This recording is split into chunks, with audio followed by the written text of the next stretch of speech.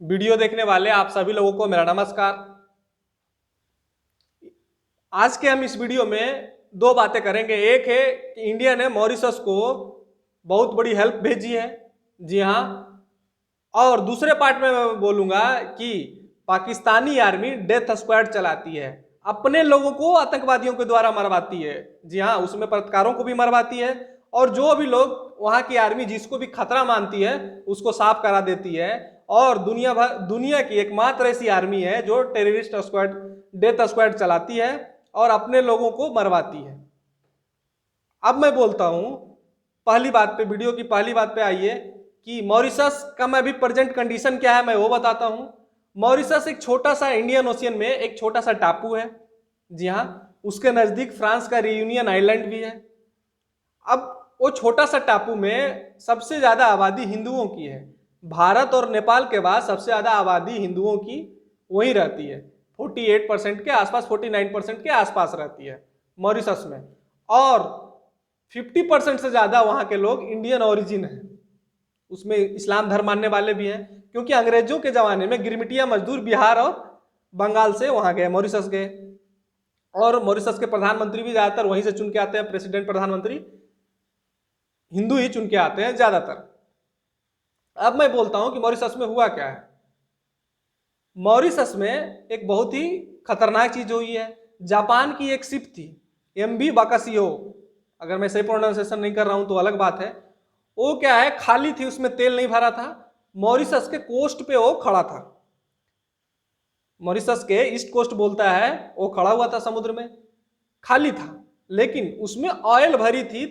चलाने के लिए, शिप्स को चलाने के लिए भी ऑयल की जरूरत होती है, तो 4000 टन की ऑयल भरी हुई थी, फ्यूल्स था। बट वो शिप्स एक ग्राउंड हो गया। एक ग्राउंड का मतलब होता है कि वो सैलो वाटर में वो धरती को टच कर जाता है, ग्राउंड को टच कर जाता है। तो उसमें रिसाव होने लगा। हालांकि जो क्रू मेंबर थे उसको तो निकाल लिया गया, लेकिन मॉरिशस की समुद्र में, और समुद्र से ज्यादा दूर नहीं है, समुद्र के तट से वो दिखता है वो शिप्स। तो उसमें वो जब रिसाव होने लगा तो वो ना सिर्फ जीव जंतुओं की हानि होगी, ऑब्वियसली है, जो समुद्री जीव जंतु है उनको तो हानि हो ही रही है। लेकिन मॉरिशस किसके लिए जाना जाता है? मॉरिशस इसलिए जाना जाता है टूरिज्म के लिए। सबसे बड़ा इकोनॉमी में बहुत बड़ा चंक आता है उसका टूरिज्म से, क्योंकि वो कोरल रीफ पे बसा हुआ है। कोरल रीफ आप सभी जानते हैं। मोरल रीफ, मॉरिशस में कोरल रीफ है। कोरल रीफ इंडिया में भी है, लक्षद्वीप में, जिसपे लक्षद्वीप बसा हुआ है, आइलैंड है, ठीक है। वो जीव भी होते हैं एक तरह के। तो उसी कोरल रीफ को देखने के लिए दुनिया भर से लोग जाते हैं मॉरिशस। तो अब ऑयल फैल रहा है, उससे वो लोग वो जीव जंतु जो कोरल रीफ है वो मरना स्टार्ट हो जाएंगे, जिससे उसको इकोनॉमी में बहुत बड़ी हानि होगी। ये तो पहला पार्ट हुआ। ये सारी हानि होगी जिसके कारण मॉरिशस को उसको कंट्रोल करना है, उस ऑयल स्पिल को। लेकिन चूंकि मॉरिशस के पास टेक्नोलॉजी नहीं है और मॉरिशस के पास और भी कोई उपाय नहीं है, उसको है, तो मॉरिशस के प्रधानमंत्री ने दुनिया से हेल्प मांगा और इंडिया ने हेल्प भेजा। क्योंकि हमारा सबसे ज्यादा foreign direct investment, Mauritius one of the top country में है। एक साल तो टॉप भी कर गया था मॉरिशस, जी हाँ। और इंडियन ओशियन में है, हमारा सांस्कृतिक रिलेशन है।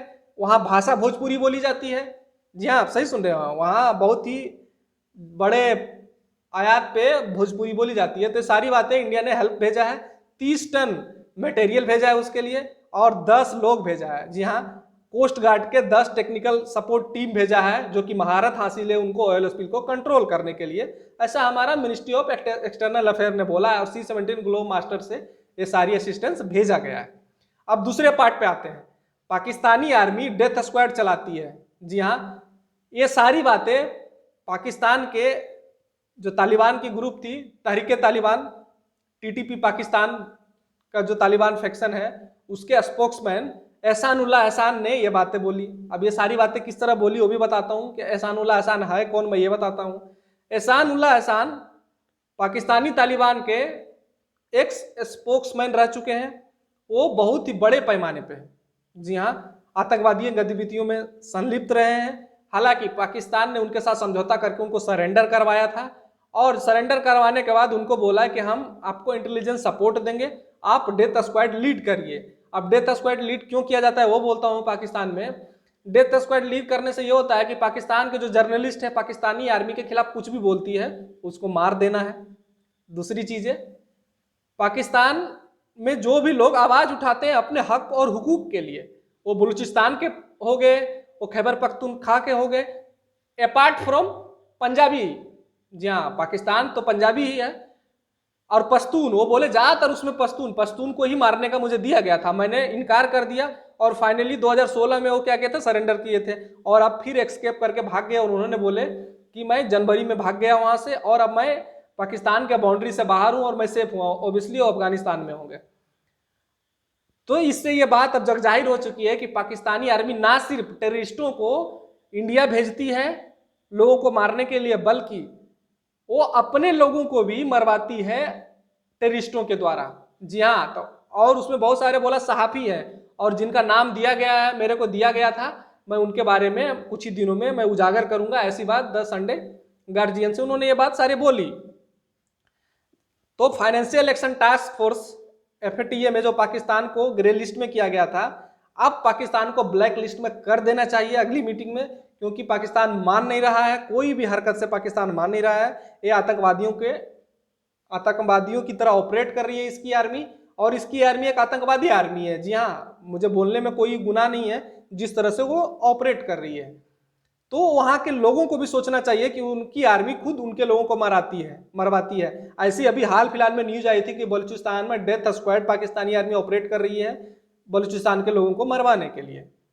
और अब तो बात आई है कि पश्तूनों को भी मरवाने के लिए, क्योंकि पश्तून अब अपने हक और हुकूक मांगने लगे हैं पंजाबी लोगों से। ये बात तो यहाँ हो गई। ये दोनों बात के बारे में मैंने आपसे बताया, और अगर मेरी बात आपको पसंद आए तो मेरे चैनल को सब्सक्राइब कर लीजिए, शेयर कर दीजिए। जी हाँ, धन्यवाद।